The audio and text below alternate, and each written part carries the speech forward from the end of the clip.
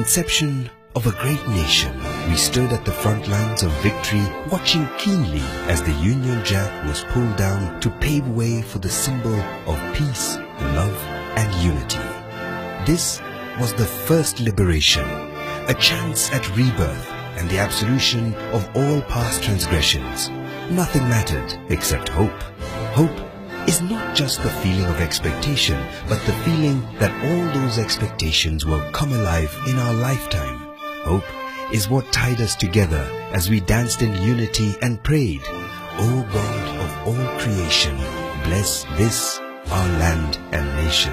Hope was seated amongst us as we discussed the new opportunities awaiting us, and hope did not abandon her children, but was their shield and defender at a time when she was all they had.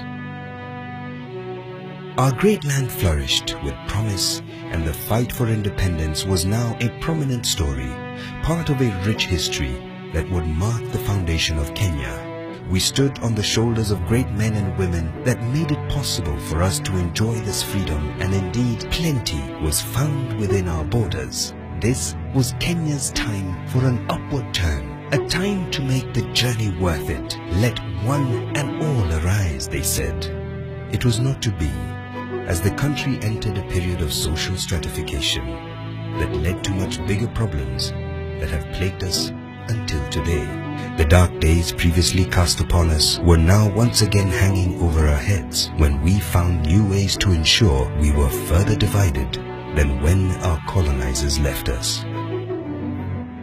An era characterized with political repression and revolutionary terror was to befall the great nation of Kenya, and many fallen heroes to go down with its tumbling walls. Draped in fear and uncertainty, we all recalled a time when we sang, "And our homeland of Kenya, heritage of splendor, firm may we stand to defend." But the joy of that song had long left the ones for who it was intended. Thrown into a whirlwind of bad governance and corruption, the country was at a standstill, with everyone seeking answers and once again looking to the promises of those early days when our country was born. The second liberation in Kenya happened when some brave leaders took it upon themselves to fight the good fight.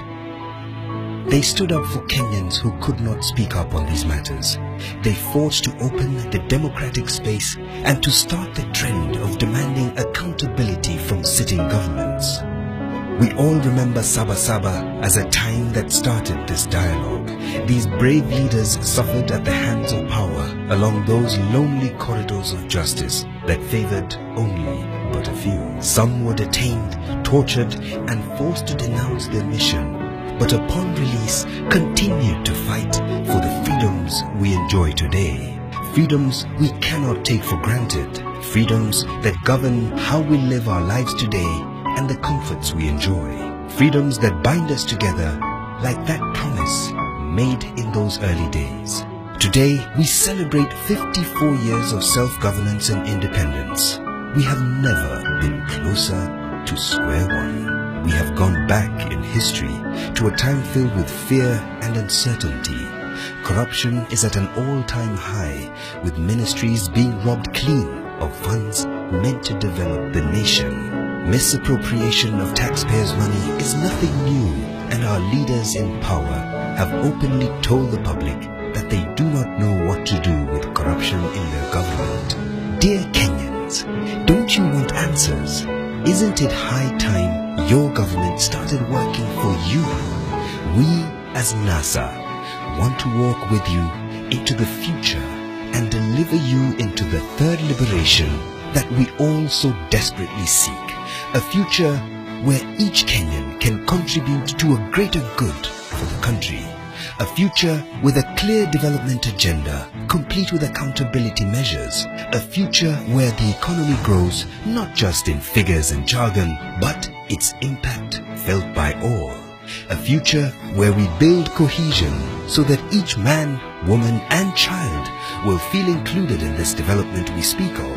Because, as we have seen in the last few years, growth without redistribution is not development, And progress is not reserved for a few special people in our nation. It belongs to you. One man will lead us into this time that will see reforms in education, revolutionize ICT, upgrade our agricultural systems and welcome developments in infrastructure so that we put Kenya on the map to compete on a global platform with other leading countries for better opportunities. I'm Kenny Luzetu. We are heading into Nane Nane on the 8th of August 2017. Our country deserves a change. Our country deserves a makeover. And it starts tonight. Fellow Kenyans, you have been led off course long enough. And now our man, the Honorable Raila Amolo Odinga, will get us back on track. Sit back, relax, and let us lead you to Canaan.